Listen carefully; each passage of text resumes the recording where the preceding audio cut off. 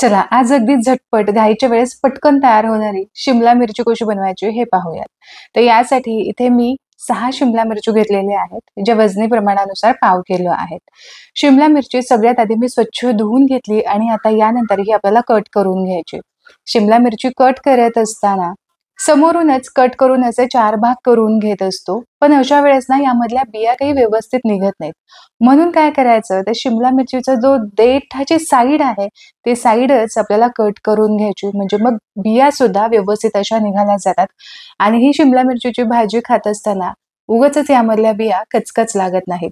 देठासोबतच बऱ्याचशा बिया निघाल्या जातात, पण ज्या काही शिल्लक राहिलेल्या आहेत त्या बोटाने तशा मोकळ्या करून घ्यायच्या आणि थोडीशी शिमला मिरची अशी आपटली की सगळ्या बिया आतमधल्या निखळून खाली पडल्या जातात. तर तुम्ही इथे बघू शकता सगळ्या बिया अशा निघून गेलेल्या आहेत आणि याच पद्धतीने उरलेल्या शिमला मिरची मधल्या सुद्धा बिया मी काढून घेते.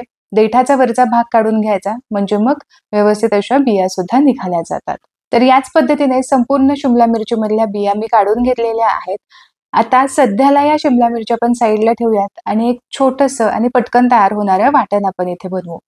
मिक्सरच्या भांड्यामध्ये घ्यायचं आहे 7 ते 8 लसणाच्या पाकळ्या, अर्धा इंच आल्याचे तुकडे आणि यासोबतच पाव वाटी किंवा एक छोटी वाटी भरून आपल्याला सुकं खोबरं इथे घ्यायचंय. ओलं खोबरं इथे वापरायचं नाही. सुक्या खोबरं मी किसून घेतलेलं आहे. वाटणामध्येच आपल्याला कढीपत्त्याची 7 ते 8 पानं स्वच्छ धुवून घालायची आहेत. म्हणजे यांची पौष्टिकता सुद्धा आपल्याला मिळेल. स्वाद सुद्धा छान येतो आणि उगीचच भाजीमधून साईडला काढली जात नाही. थोडीशी कोथिंबीर सुद्धा घेतलेली आहे. पाणी न घालता आपल्याला जाडसर वाटलं तरी सुद्धा चालेल बरं का. पण जमेल तितकं तुम्ही बारीक वाटून घेऊ शकता. हलकंसं असं जाडसर राहिलं तरी सुद्धा चालेल. तर इथे वाटण तयार झालं. अगदी झटकेपट तयार झालेलं आहे. इथे मी एक बोल घेतलेला आहे. या बोलमध्येच आपण सगळं साहित्य काढून घेणार आहोत. मध्यम आकाराचा कांदा जमेल इतका मी बारीक चिरून घेतलेला आहे. हा या बोलमध्ये घातला. यासोबतच आपण तयार केलेलं वाटण जे आहे ते वाटण सुद्धा मी काढून घेतलं. एक छोटी वाटी किंवा रेग्युलर वाटीच्या अंदाजानुसार पाव वाटी भरून शेंगदाण्याचा इथे कूट घेतला. आता सगळे मसाले यामध्ये घालूयात. तर सगळ्यात आधी इथे मी घालणार आहे चवीपुरतीचं मीठ. यानंतर घालूयात पाव चमचा हळद. आपल्या तिखटाच्या अंदाजानुसार आपल्याला यामध्ये लाल मिरचीची पावडर घालायची. मी इथे 1 ते 1.5 चमचा लाल मिरची पावडर घालणार आहे. रंगासाठी जर तुम्हाला काश्मीरी लाल मिरची पावडर घालायची असेल तर ती सुद्धा तुम्ही इथे घालू शकता.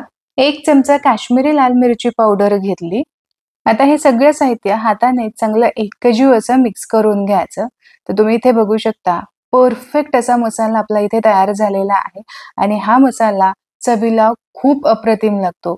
हा मसाला फक्त शिमला मिरचीसाठीच नाही तर तुम्ही वांग्यासाठी सुद्धा वापरू शकता. अप्रतिम वांग्याची भाजी तयार होते. तर चला शिमला मिरचीमध्ये भरण्यासाठी मसाला तयार आहे. शिमला मिरची सुद्धा आधीच आपण कट करून ठेवल्या होत्या. आता यामध्ये आपल्याला हा मसाला भरायचा आहे. मसाला भरत असताना खूप तो गच्च असा दाबून भरायचा नाही. हलक्या हाताने भरायचा. यामुळे वाफेमध्येच हा मसाला छान असा शिजला जातो. कांदा सुद्धा मस्त सॉफ्ट होतो.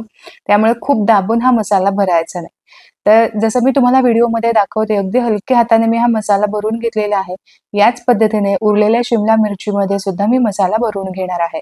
तर शिमला मिरचीमध्ये मसाला भरून झालेला आहे आणि हा उरलेला मसाला कधी आणि कसा वापरायचा हे सुद्धा मी तुम्हाला सांगणार आहे.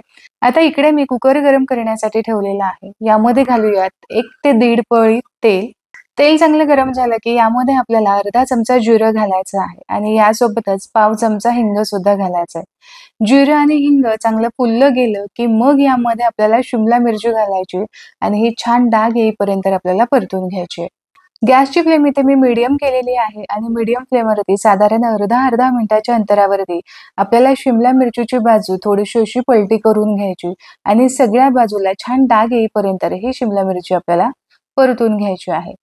तर चांगले डाग येईपर्यंत शिमला मिरची इथे मी परतून घेतलेली आहे. तुम्ही इथे बघू शकता. आता जो उरलेला मसाला आहे की नाही तो सुद्धा आपल्याला यामध्येच घालायचा आहे आणि हा मसाला मिरची सोबत काही वेळासाठी आपल्याला चांगला परतून घ्यायचा आहे. मिनिटभरासाठी परतून घेतल्यानंतर यावरती मध्यम आकाराचा टोमॅटोचा बारीक चिरून घालायचा.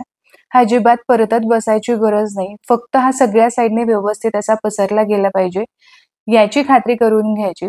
कारण टोमॅटोमध्ये भरपूर प्रमाणामध्ये मॉइश्चर असतं, पाणी असतं आणि या टोमॅटोच्या पाण्यामध्येच शिमला मिरची व्यवस्थित शिजली जाते.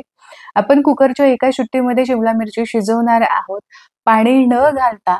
यामुळे ही शिमला मिरची चवीला जबरदस्त लागते आणि खालून शिमला मिरची अजिबात करपत सुद्धा नाही.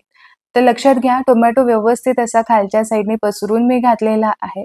आता यानंतर आपण कुकरचं झाकण लावूयात आणि कुकरची फक्त आपल्याला मीडियम फ्लेमवरती 1 शिट्टी करून घ्यायची आहे. कुकरची मीडियम फ्लेमवरती 1 शिट्टी करून घेतली आणि यामधली वाफ सुद्धा जिरलेली आहे. तर शिमला मिरची इथे छान शिजलेली आहे आणि याचबरोबर तुम्हाला इथे दाखवायचं आहे, की अजिबात ही शिमला मिरची खाली करपलेली नाही किंवा लागलेली सुद्धा नाही. मसाल्याचा सुद्धा सुवास खूप खमंग येतोय. तर आशा करते झटपट तयार होणारी ही शिमला मिरचीची रेसिपी तुम्हाला आवडली असेल. रेसिपी आवडली तर व्हिडिओला लाईक जरूर करा. तुमच्या मित्र आणि परिवारामध्ये ही रेसिपी नक्की शेअर करा. पुन्हा भेटूया अशाच एका खमंग आणि चटपटीत रेसिपीसोबत. तोपर्यंत स्वस्थ राहा आणि मस्त-मस्त खात राहा.